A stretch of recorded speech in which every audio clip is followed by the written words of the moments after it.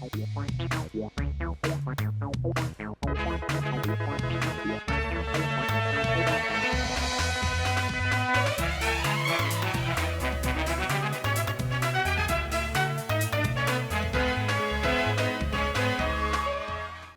आप देख रहे हैं राष्ट्रीय समाचार और मैं हूं आपके साथ प्रिया पांडे। खबरों से पहले एक नजर सुर्खियों पर। पीएम मोदी का बड़ा संदेश, नशे के खिलाफ देशव्यापी महाअभियान। कांवड़ यात्रा में सुरक्षा का नया कवच, सड़क पर उतरी पुलिस वैन। नतीजों से पहले बिहार की सियासत गरमाई, प्रशांत किशोर ने सरकार पर लगाए गंभीर आरोप। यूपी चुनाव से पहले बीएसपी में भूचाल, मायावती का सबसे बड़ा संगठनात्मक एक्शन। जश मॉड्यूल का खुलासा, हमीम मंडल की कथित सहयोगी अर्पिता भी हुई गिरफ्तार। प्रधानमंत्री नरेंद्र मोदी ने आज नशा मुक्त युवा विकसित भारत अभियान की शुरुआत करते हुए युवाओं से नशे से दूर रहने की अपील की है। इस अभियान के तहत देश भर के 28,000 से अधिक स्थानों पर 1 करोड़ से ज्यादा युवाओं ने भाग लिया। अपने संबोधन में प्रधानमंत्री ने कहा कि विकसित भारत का सपना तभी साकार होगा जब देश का युवा स्वस्थ, आत्मविश्वासी और नशे से मुक्त होगा। उन्होंने कहा कि नशे को हराने वाला हर युवा समाज का योद्धा है और ऐसे युवाओं का सम्मान होना चाहिए। पीएम मोदी ने शिक्षकों, सामाजिक संगठनों और आध्यात्मिक संस्थाओं से भी इस मुहिम को जन आंदोलन बनाने की अपील की है। उन्होंने कहा कि नशे के कारोबारियों के खिलाफ सरकार सख्त कार्रवाई भी कर रही है, लेकिन समाज की भागीदारी भी उतनी ही जरूरी है।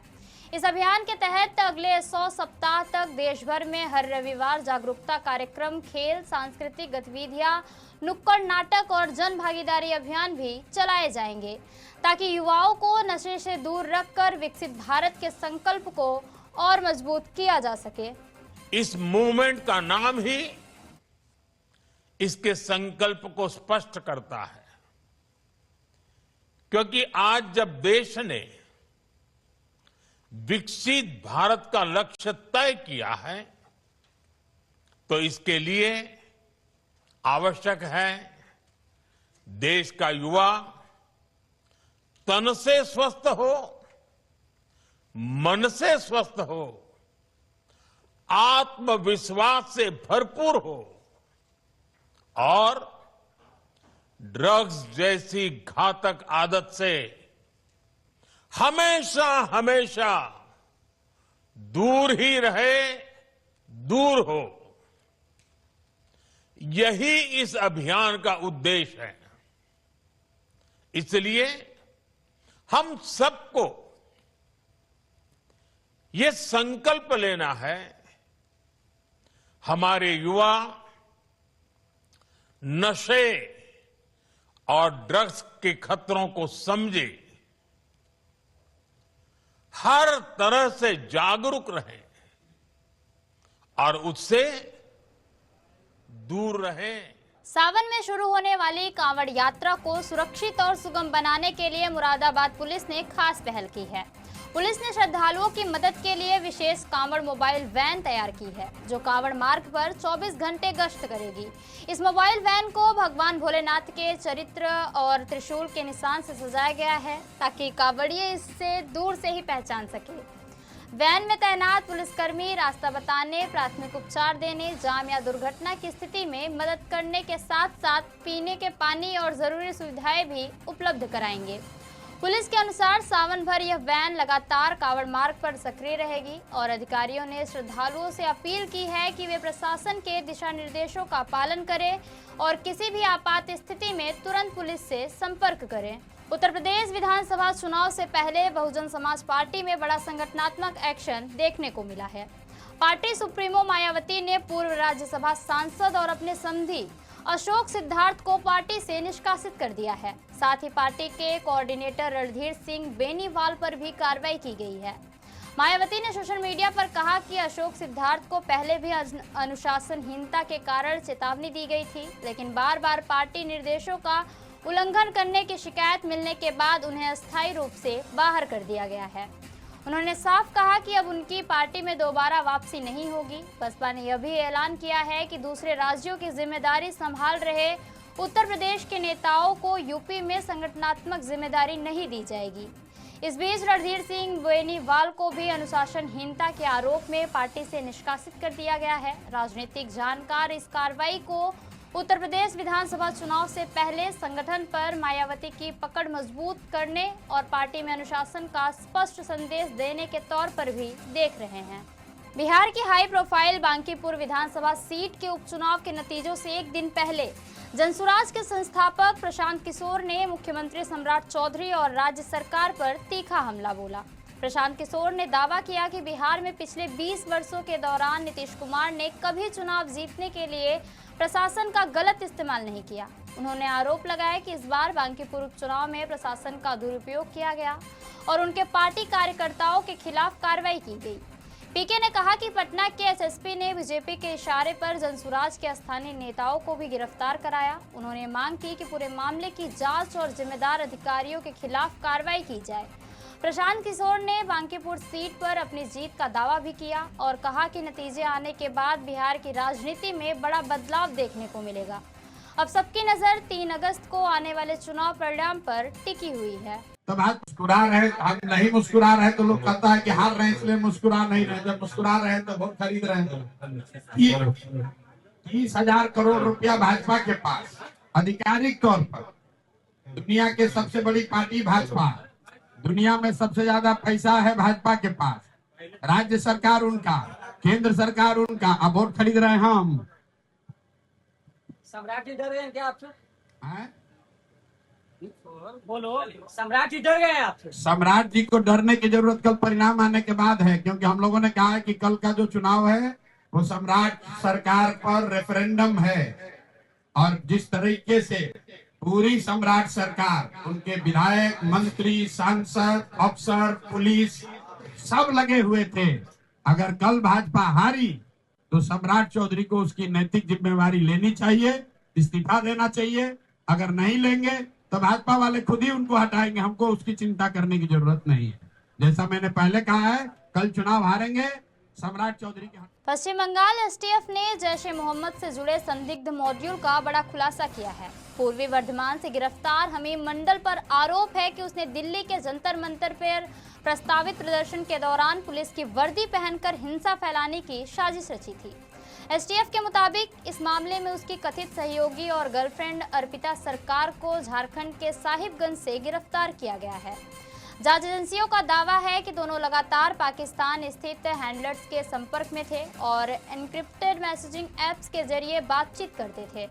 पूछताछ में यह भी सामने आया है कि आरोपी को पुलिस की वर्दियां खरीदने और उन्हें दिल्ली पहुंचाने का निर्देश मिला था। जांच एजेंसियां इस बात की भी पड़ताल कर रही हैं कि प्रदर्शन के दौरान हिंसा फैलाने और पेट्रोल बम फेंकने की कथित साजिश में और कौन कौन लोग शामिल थे।